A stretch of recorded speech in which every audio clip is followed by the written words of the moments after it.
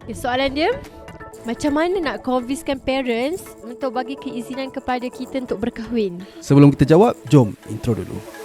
Hai, saya Faiz. Saya Anis. Ramai remaja yang bertanyakan soalan kepada kami tentang cinta. So, sambil kita mengembara, mari kita jawab dalam segmen Bukan Cinta Biasa. Yalah, biasanya kalau kita nak kahwin, kita akan cerita hasrat kita pada parents kita kan. Kita bagi tahu kan kita nak kahwin dan sebagainya. Dan dia tak ada isu kalau orang tu dah mungkin stable, dah lanjut usia ataupun dah tua, dah berkejaya. So benda tu okey lah, benda normal lah nak kahwin dah kan. It's about time lah. Dia adalah satu pas yang normal. Tapi yang bukan kata tak normal, yang menarik dah ataupun yang tertarik contohnya ialah waktu kita ada orang yang decide untuk kahwin waktu study. Macam kebanyakan lelaki kan macam nak kahwin awal, dan benda yang macam orang nak capai lah. Macam kita nak convince parents kan, sedangkan kita tak kerja lagi dan sebagainya. Kita belum ada apa-apa lagi lah, sort of macam tu. Jadi dan banyak parents macam kurang yakin lah berita. Antaranya saya rasa diri kita lah kan. Macam mana kita bawa diri kita. Macam student IPT kan, cuti SEM balik rumah buat apa. Yang lelaki macam mana? Bangun pagi, main game malam-malam, esok pagi tu bangun lewat ke, subuh pun gajah ke sebagainya, ke macam disiplin kan, pergi masjid ke. So yang perempuan pula, adakah tolong parents ataupun ibu kat dapur? Bila kita nak berkahwin, yelah, parents ni risau sebab kita tak matang lagi. Sedangkan bila berkahwin tu dia penuh dengan tanggungjawab. Betul. Kita nak, lagi-lagi lelaki kan, nak sara isteri, nak sara kalau dah ada anak-anak nanti. Jadi parents agak risau. Jadi apa yang kita boleh buat kat sini, kita nampakkan pada parents, at least ada sedikit perubahan dalam diri kita. Dia confident lah dekat anak dia. Macam anak aku ni dah besar, dah matang, dia dah boleh bawa diri dan boleh bawa keluarga lah. Contoh macam saya ada cerita kawan saya tak sebut nama tapi dia tahu. Dia sama-sama study overseas dengan saya dekat Australia. Dulu waktu kuliah persiapan dia biasa je, tapi bila dekat Australia ni dia join USTRA dan dia berubah menjadi lebih baik lah kan. So dia dekat Australia dia dah start pergi masjid untuk subuh berjemaah. Bila dia balik cuti SEM, parents dia terkejut. Anak aku pergi subuh, pergi masjid waktu subuh solat berjemaah. And benda tu adalah satu orang kata indikator dapur ayah dia nampak, anak aku dah ready, dah betul, dah matang. Betul. Kalau ada sedikit perubahan macam itulah yang kita boleh tunjuk kepada parents kita yang kita kita ada perubahan untuk menjadi orang yang lebih matang, orang yang lebih bertanggungjawab, orang yang lebih baik, soleh. Self management kita lah, macam mana kita mengawal emosi kita kan. Adakah bila parents kata tak boleh kahwin, belum lagi kita marah macam beremosi dan sebagainya. Adakah sebab tu? Tak boleh. Dia cara kita handle konflik pun salah satu skill. Politik dalam family pun satu. Macam mana kita berurusan, bukan politik undi-undi tu bukan. Ni maksudnya macam mana kita deal dengan konflik, macam mana kita deal dengan, macam mana kita influence parents kita. Benda-benda macam tu saya rasa kita kena adapt, belajar banyaklah, baca buku ke, ataupun kita banyak isi diri kita dengan ilmu-ilmu self management. Another thing is, bila kita nak berkahwin, nak membina keluarga ni, of course kita perlukan dari sudut ekonomi tu, kewangan kita. Ya, ekonomi. Tu memang antara faktor jugalah parents tak bagi anak lelaki lah terutamanya untuk kahwin awal.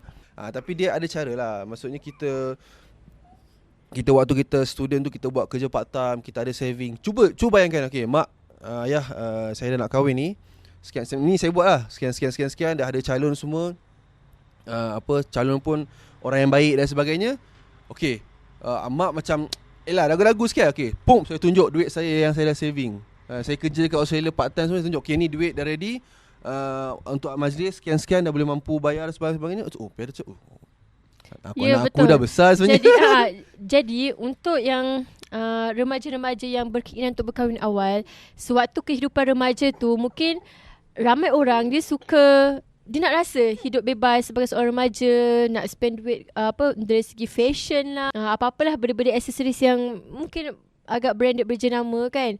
Simpan duit tu untuk kegunaan kita nak berkahwin. Macam isteri saya, dia bantu dari segi beli barang-barang dapur, bukan barang dapur, barang-barang peralatan dapur, macam contoh barang rumah kan, macam periuk sebagainya, benda-benda pinggan, dia uruskan. Saya banyak pada sewa rumah. Kita dah, sebelum kita kahwin tu, kita dah ada plan tau. Kita bentang bajet macam kerajaan kita bentang bajet sebenarnya. Kita bentang sekian berapa kita ada.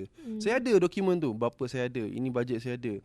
Kalau kita dah ada that plan, dah train diri kita setahun 2 tahun sebelum kahwin, kita dah ada that mentality, that discipline. Waktu dah kahwin nanti, insya-Allah benda tu jadi normal lah. Benda tu jadi macam benda yang smooth lah. Sebab sebelum tu kita dah boleh kumpul duit untuk hantaran dan sebagainya. apatah lagi untuk kita sara bulan-bulan. So insya-Allah walaupun bukanlah mewah, tapi adalah macam plan. Cukup untuk keperluan itu. Jadi itu dari segi pengurusan kewangan lah. Betul pun benda yang sangat-sangat penting jugalah. Macam orang kata, kita sebagai seorang suami and kita adalah imam pada isteri kita. Kita dah boleh solat Jumaat, dah boleh, kalau orang tolak kita ke R&R tu, dah boleh jadi imam ke contoh pergi mall, orang tolak kita. Kita rasa macam contoh kalau tiba-tiba kita dah nak ready kahwin semua, pergi rumah mak mertua ayah mertua kita, tiba ayah mertua kata okey, lead solat maghrib.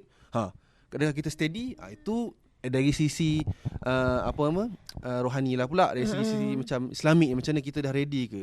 Tak perlu perfect sebenarnya. Tak perlu perfect. Bila kita nak minta izin daripada parents kita untuk berkahwin pun, mungkin parents kita pun mungkin dia agak reluctant juga, agak berat juga. Sebab saya perasan lah, pengalaman saya kadang-kadang bila dia belum kenal lagi orang tu. Jadi macam saya dulu bila nak berkahwin, macam before ni before sebelum ada calon, tapi kita ada keinginan nak kahwin kan. Bila kita sampaikan hasrat pada parents kan nak kahwin tu, parents biasanya dia macam tak apa-apa layan lah, sebab dia rasa kita macam masih budak-budak, masih awal lagi remaja. Tapi bila saya dah ada calon, and ustazah yang uruskan tu, dia ada bagi biodata bakal suami lah, biodata suami saya. Jadi bila saya tunjukkan kepada parents, terus suka. Somehow mereka macam betul lah, macam suka kan, macam okey, rasa okey. Lepas tu apatah lagi bila masa tu suami saya call parents, sebab saya cakap call lah parents kan. Jadi bila call sembang, memang green light. Dari segi family tak ada masalah langsung. Dari segi family saya lah memang tak ada masalah langsung untuk bagi saya berkahwin.